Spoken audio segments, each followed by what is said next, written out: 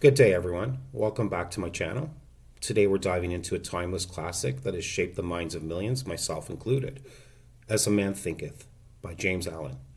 This little book is packed with profound wisdom about the power of thought and its impact on our lives.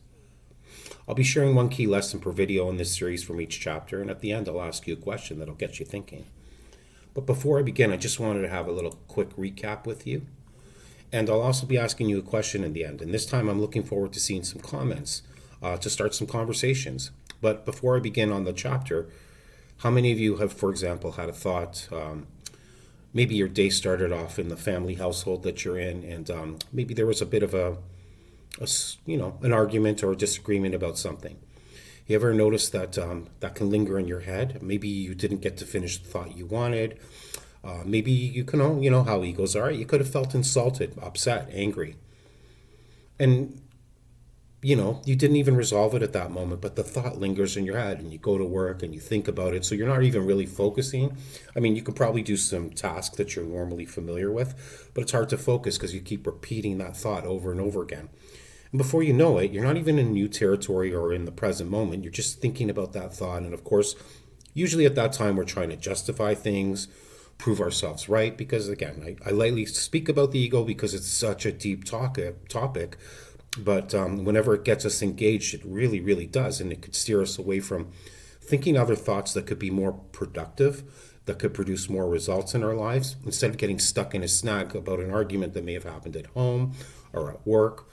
I know it's hard to disengage, and sometimes you have to think about those problems because there might be something you need to solve there. And again, it's better to think about how you can solve it than how wrong the other party is. For example, just using that, it's better, again, just to repeat, because when I say, for example, I just mean, again, let's use our thoughts productively instead of just thinking about how we were offended, for example. Because when you get offended, you can spend a lot of time in that place and really come up fruitless or exhausted or even more upset. And, it's unfortunate when we think that being upset is normal.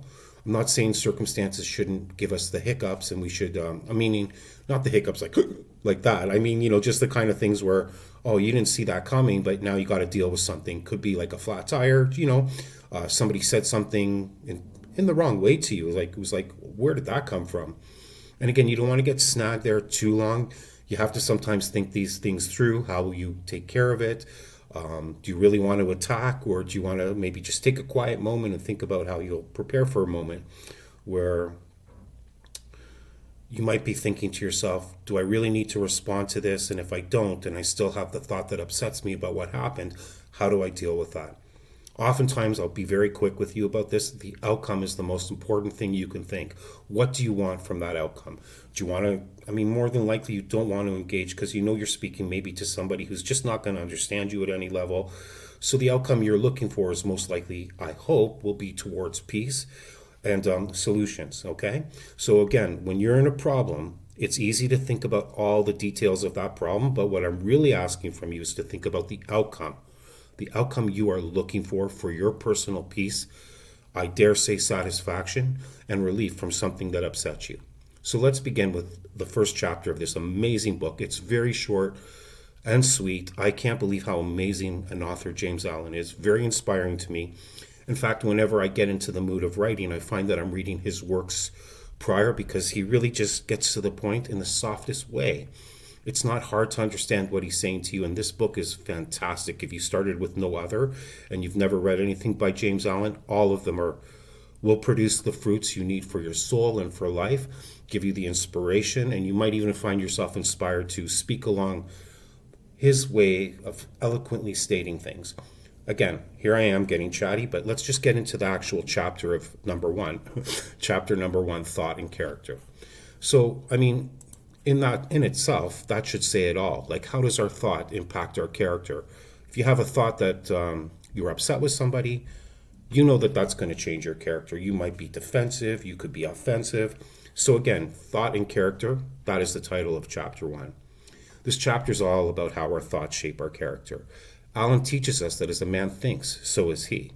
Our character is essentially the sum of our thoughts. If you cultivate good thoughts, you develop a noble character. If you dwell on negative thoughts, your character suffers. How true is that? It's a reminder that our internal world directly impacts who we become. If you could change one thought today that you believe is holding you back, what would it be? And how do you think it would transform your life? Please drop your answers in the comments below. I'd love to hear your thoughts and start a conversation, as I said before. I'm looking forward for some comments today, folks, so let's see them come.